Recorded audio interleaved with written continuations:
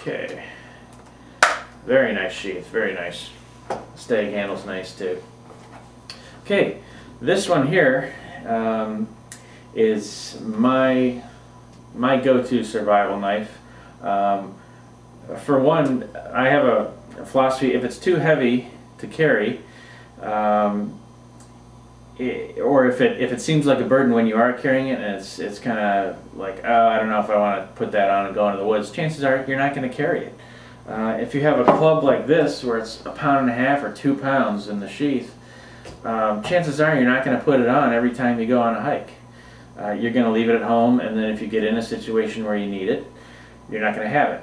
So this is an example of something I can carry this every time I go on a hike, and I always have it on me. If I ever need it, I got it there. So this is the Benchmade Rant 510 Rant Bowie. They actually have four different blade profiles you can get with this. This is the Bowie. This is actually Salika's choice from Peak Survival. So I got the idea from her. It's a very nice knife. You can watch her comparison video too. They do a little survival knife comparison.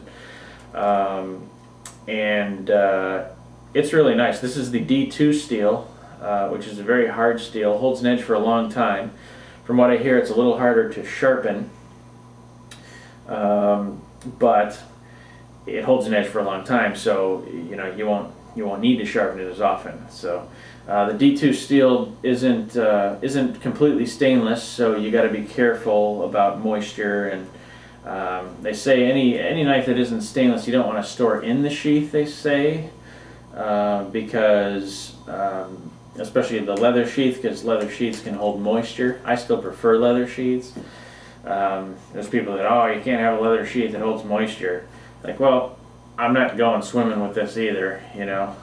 I'm going into the woods, and yeah, most of the time it's dry. So if the sheath gets wet though, I say separate the two, oil your blade, let the sheath out to dry until it's perfectly dry.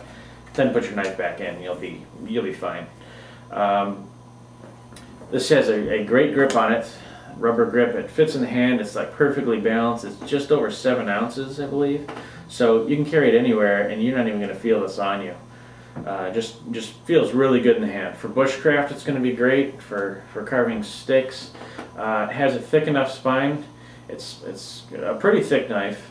Thick enough spine to do batoning with. You can split wood with it. You know, great knife. My choice is, rather than carry one giant heavy knife that's like not quite good at everything, carry a knife that's great for bushcraft. This is if you're going backpacking, let's say. If you have a backpack with you. If you're just hiking into the woods by yourself with nothing else to carry, you can bring this clip at your belt and you're good to go. Or bring something like the BK2, because you can do a variety of tasks with this one. My choice with knives is Rant Bowie, and then when you're backpacking, this is, and then an axe, small hatchet. This is a Husqvarna. It's actually Swedish made, hand forged head. I think this is the best buy in a hatchet you can get. This is about $40. You've got hickory handle, nice curved handle. Now, none of these knives are going to compare to a small axe for wood processing, so for fire building or shelter building. So my thought in a bug out bag or a backpack or anything like that, weight is of concern. So rather than carry 3 knives and them all not fit my needs perfectly, carry one knife that'll fit my needs great for food and bushcraft carving tasks, and then carry a small hatchet or a saw. You could replace this with like a folding saw or something for wood processing, for shelter building and getting firewood. I think these are so much more efficient than a knife at fire building or shelter building that be well worth carrying. And these together, we're still looking at maybe 2 pounds total, and you've got a much more effective cutting tool. And this is too small. Just in case you wondered. You don't want to carry something that's so small it's not going to have any use whatsoever. You know, Swiss Army knife. This is a Swiss Army knife. You've got a lot of tools on here, you know. You've got a corkscrew, you've got a main blade, you've got a little backup blade.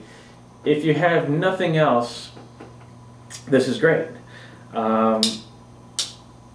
But I think its usefulness in the overall survival. The tools are small.